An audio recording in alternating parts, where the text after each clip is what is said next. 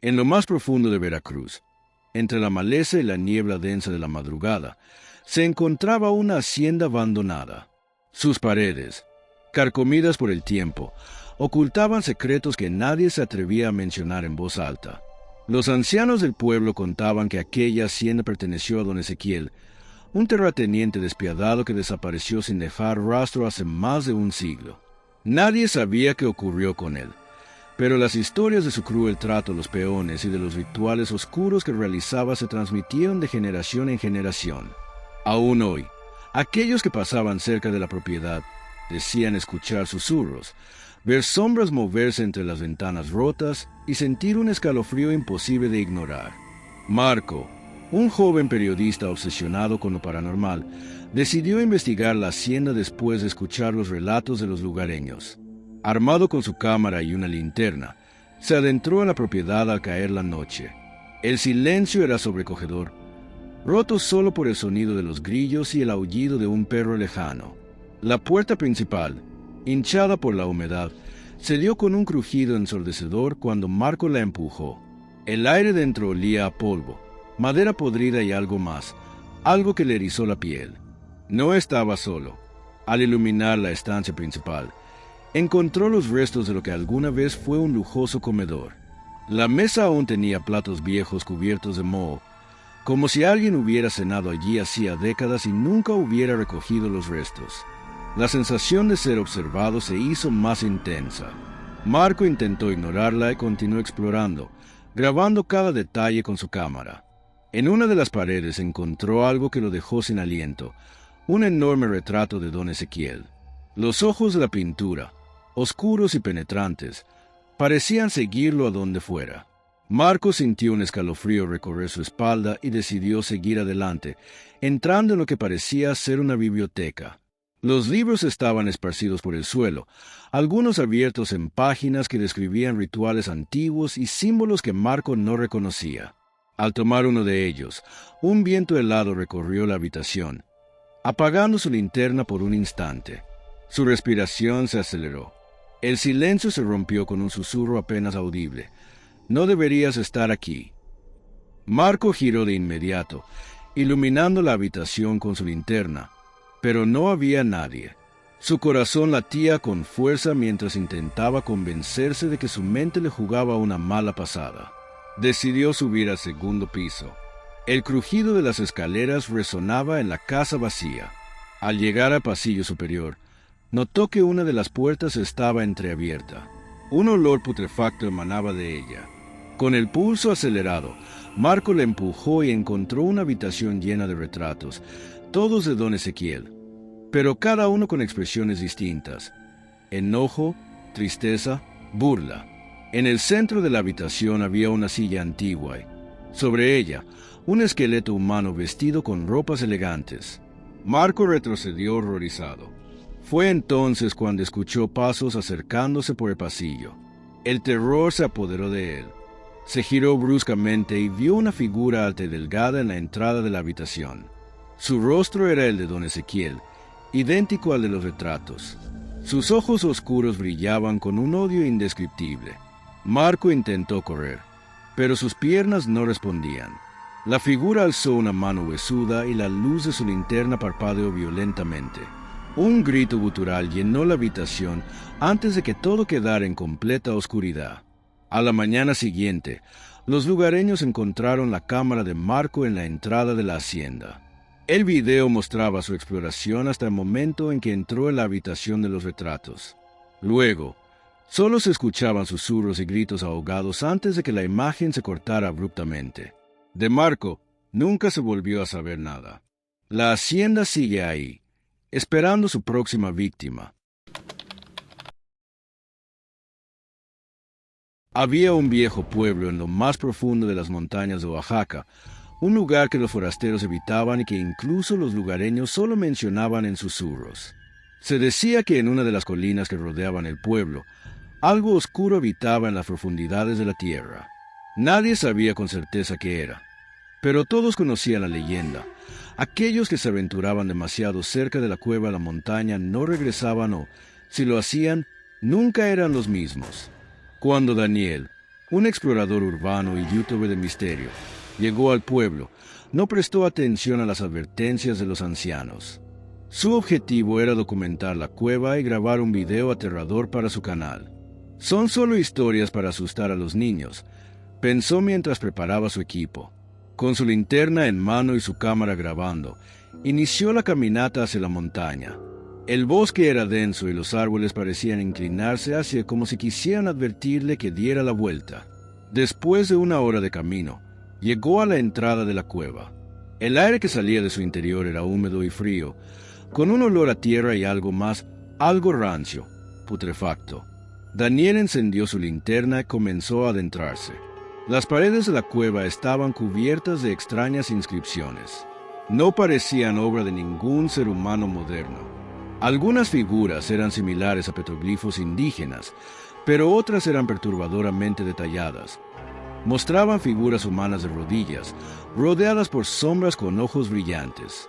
«Esto es increíble», murmuró, enfocando con su cámara las tallas en la piedra. Pero entonces escuchó algo, un murmullo lejano. Se detuvo en seco y contuvo la respiración. El sonido venía del interior de la cueva. El murmullo se convirtió en un lamento. No era un eco, no era su imaginación, era real.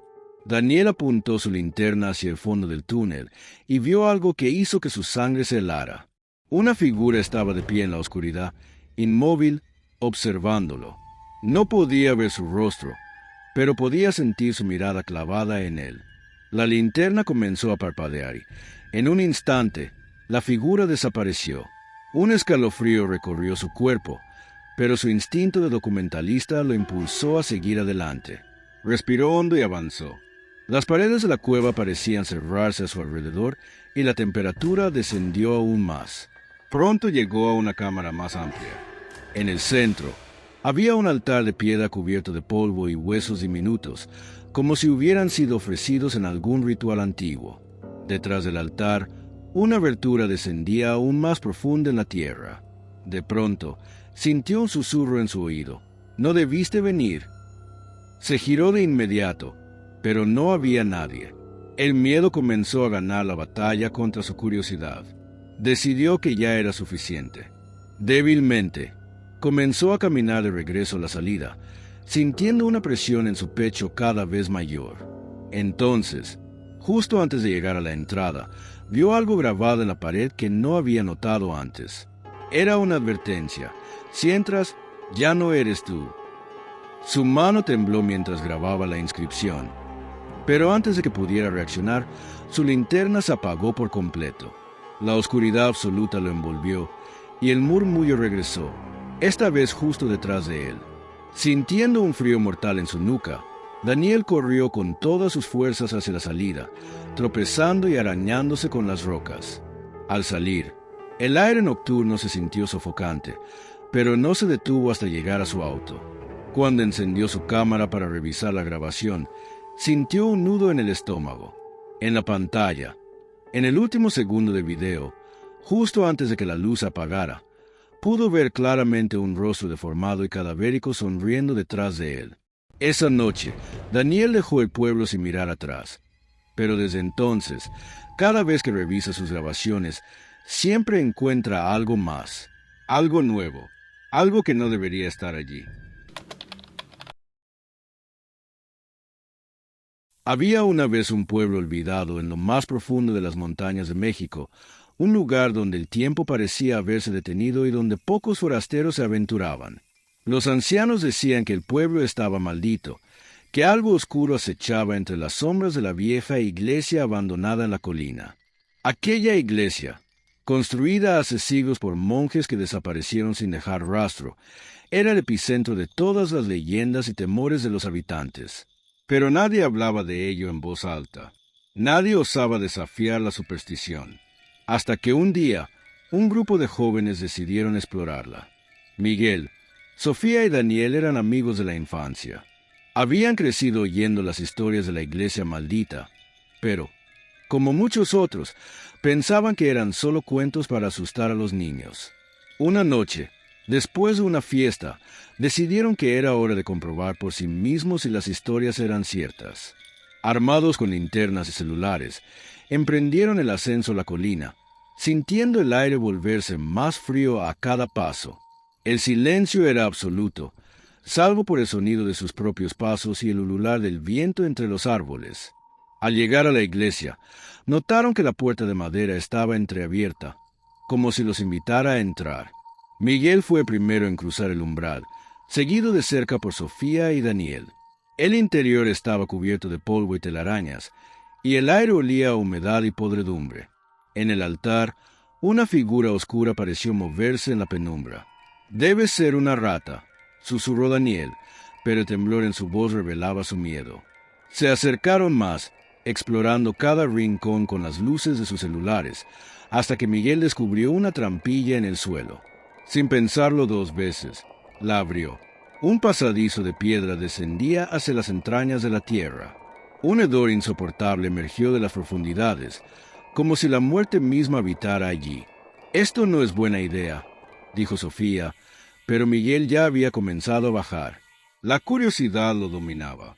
Los otros dos lo siguieron, con el corazón latiendo en sus pechos como un tambor de guerra.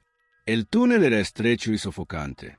A cada paso, sus linternas revelaban inscripciones extrañas en las paredes, símbolos que no entendían. De pronto, una risa suave pero escalofriante resonó en la oscuridad. No era la risa de un niño, ni de un adulto, sino algo retorcido, como si varias voces se superpusieran. Se detuvieron en seco, sintiendo un frío antinatural recorrer sus cuerpos. «¿Escucharon eso?», susurró Sofía. Miguel asintió lentamente, pero en su mirada había algo más que miedo.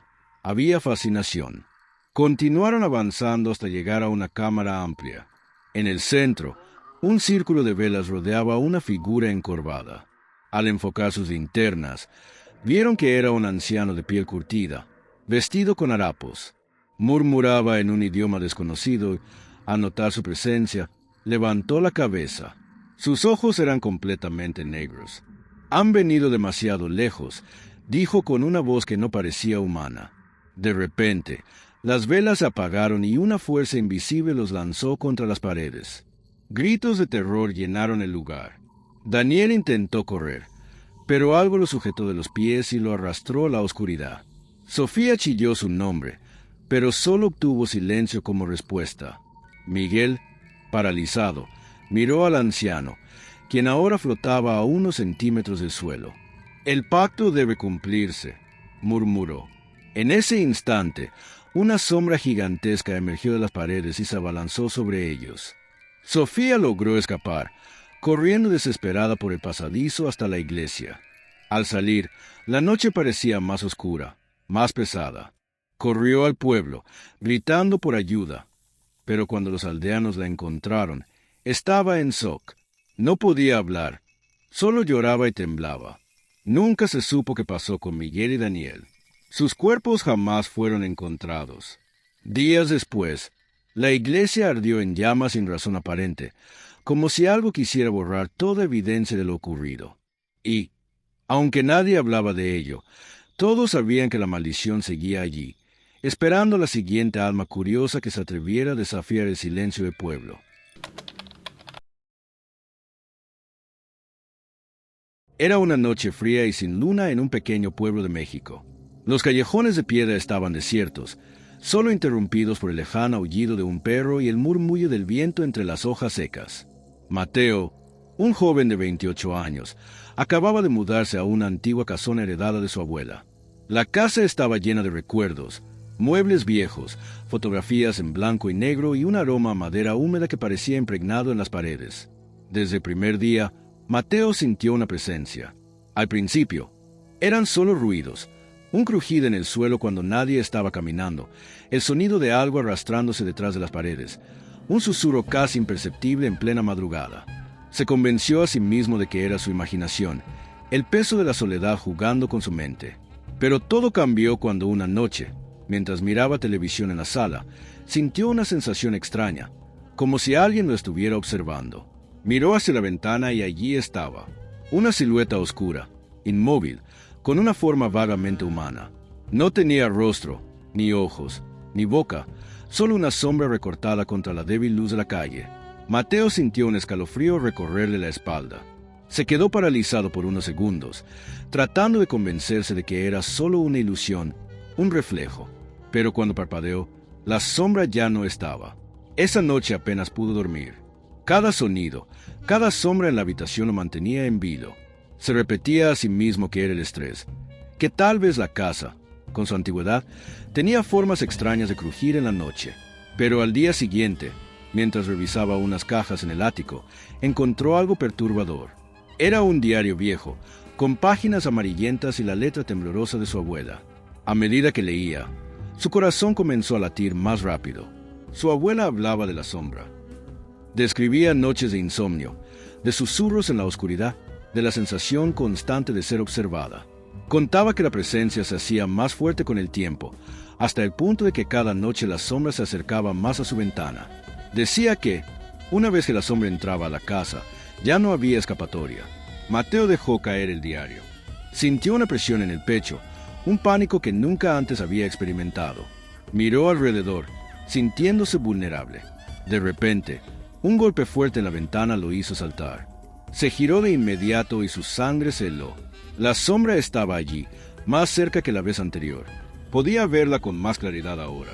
Aunque seguía sin tener rostro, su presencia era imponente, una mancha de oscuridad que parecía absorber la luz a su alrededor. Mateo sintió que sus piernas se negaban a moverse.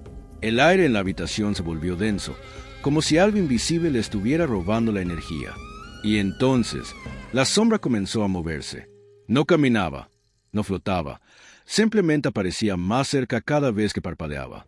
Mateo sintió un impulso desesperado de correr, pero su cuerpo no respondía. Trató de gritar, pero su voz se ahogó en su garganta. La sombra ya estaba al otro lado del cristal, y de repente su silueta se volvió más nítida. Un par de ojos oscuros y vacíos se formaron en su rostro. Con un chasquido seco, la ventana se abrió de golpe. Un viento helado invadió la habitación, apagando las luces y sumiendo todo en la más absoluta oscuridad. Mateo sintió algo frío rozarle el rostro, un susurro inhumano que se filtró en su oído, palabras en un idioma que no comprendía. Su corazón latía con una velocidad aterradora, y cuando la oscuridad comenzó a disiparse, la sombra ya estaba dentro de la habitación. A la mañana siguiente, la casa estaba en silencio. Los vecinos notaron que Mateo no había salido en todo el día. Golpearon la puerta, pero nadie respondió. Cuando la policía finalmente entró, lo encontraron sentado en una esquina de la sala, con la mirada perdida y la piel pálida como el papel. Sus labios temblaban y sus manos estaban frías como el hielo. No pudo decir ni una palabra, solo murmuraba en un susurro entrecortado: «No la dejen entrar, no la dejen entrar». Mateo nunca volvió a ser el mismo.